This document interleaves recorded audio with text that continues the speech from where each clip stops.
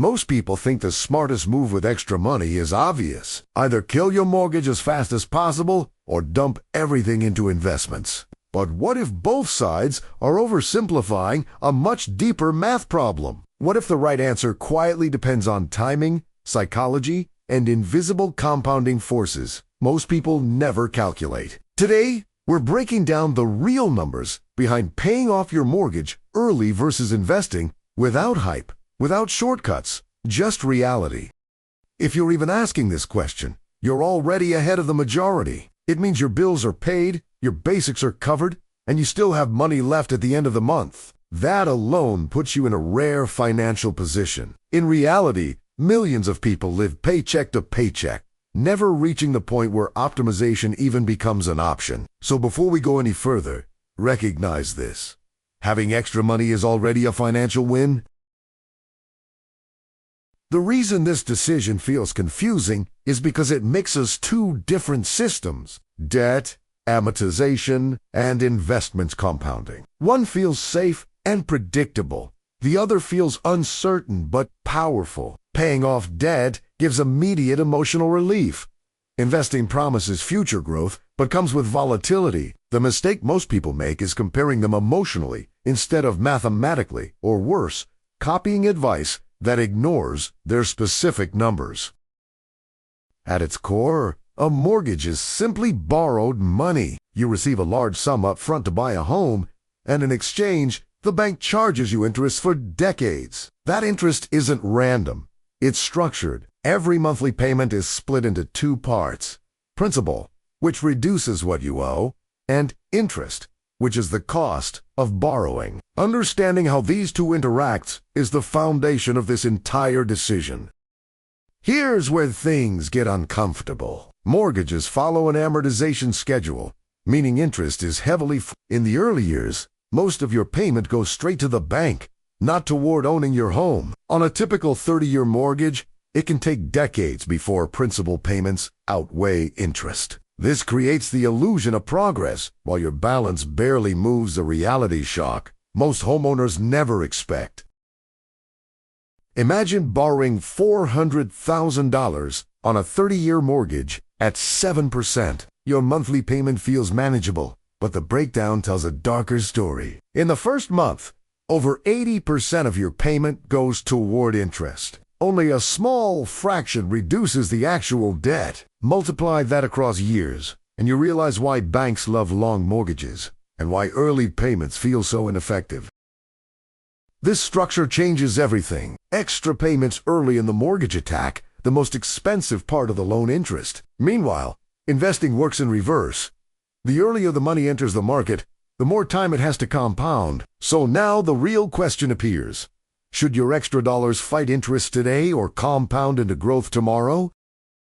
From here on, the decision stops being emotional and becomes numerical. Interest rates, Gini horizons, risk tolerance, and opportunity cost all collide. In the next section, we'll compare mortgage rates directly against historical investment returns, and the results might challenge everything you've been told about playing it safe with your money. When you strip away emotions, the comparison becomes brutally simple.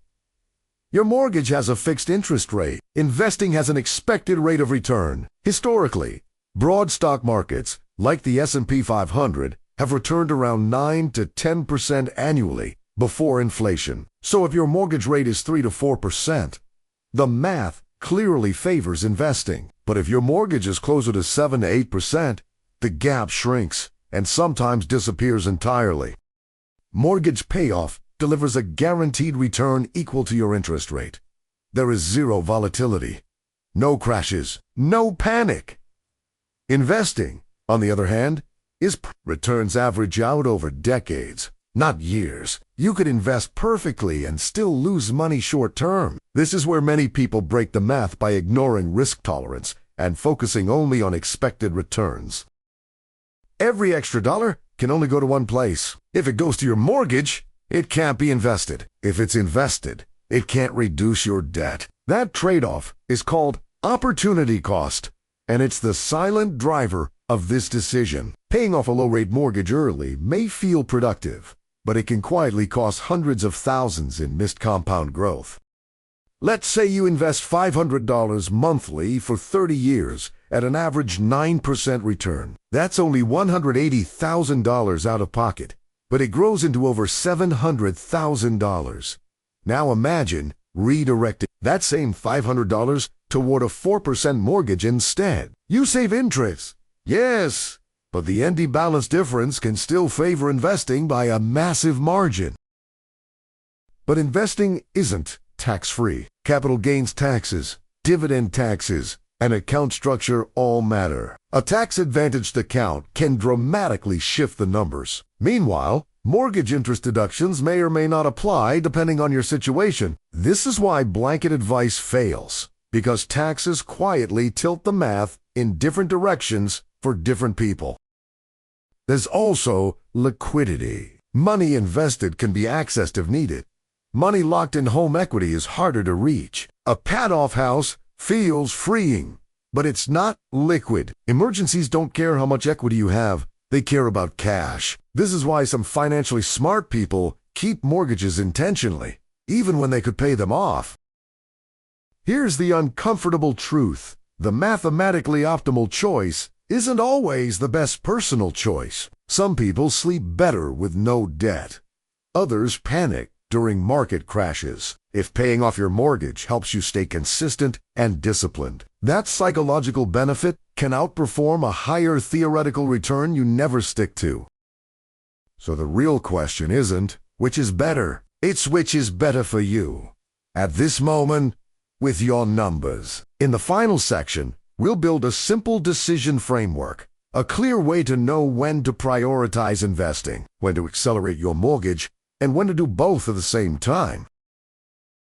Here's the simplest framework that actually works. First, look at your mortgage rate. Second, look at your investment horizon. Third, look at your behavior under stress. If your mortgage rate is low, your horizon is long, and you can stay invested during downturns. Investing usually wins. If your rate is high, your horizon is short, or debt causes anxiety, paying down the mortgage gains value beyond math. If your mortgage is under 4%, history strongly favors investing. Your debt is cheap, inflation is quietly shrinking it, and markets have time to compound. In this scenario, aggressively paying off the mortgage often feels productive, but financially, it can slow your long-term net worth growth without you realizing it.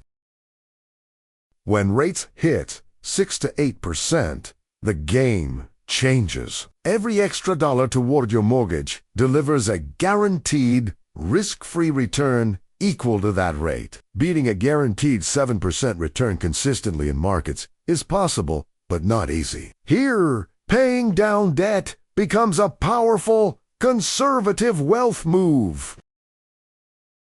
For many people, the best answer isn't either-or. It's both. A hybrid strategy splits excess cash. Part goes to investments, part accelerates mortgage payoff. This balances growth, risk, and peace of mind. You reduce interest costs while still letting compounding work in the background. Time quietly amplifies every decision. Early investing compounds harder. Early mortgage payments save more interest. The earlier you commit to a strategy, the stronger the result, regardless of which path you choose. Delay is the most expensive mistake in both directions. Most people focus on returns, but ignore consistency. A perfect strategy, poorly executed, loses to a decent strategy, followed for decades. Whether you invest or pay down debt, consistency matters more than optimization. Wealth is built by repetition, not cleverness. A paid-off home brings freedom. Investments bring optionality. Neither is wrong. The real goal isn't maximizing a spreadsheet. It's designing a life where money stops being a constant source of pressure. The right choice is the one that keeps you moving forward year after year. So, before asking what's mathematically optimal, ask what's sustainable for you. Because money compounds only when you stay in the game. Strategy matters, but staying consistent matters more than anything else. If this breakdown helped you think clearer about your mortgage and investments, hit like, subscribe, and let me know in the comments which path you're choosing: investing, paying off debt, or a hybrid. I'll see you in the next video.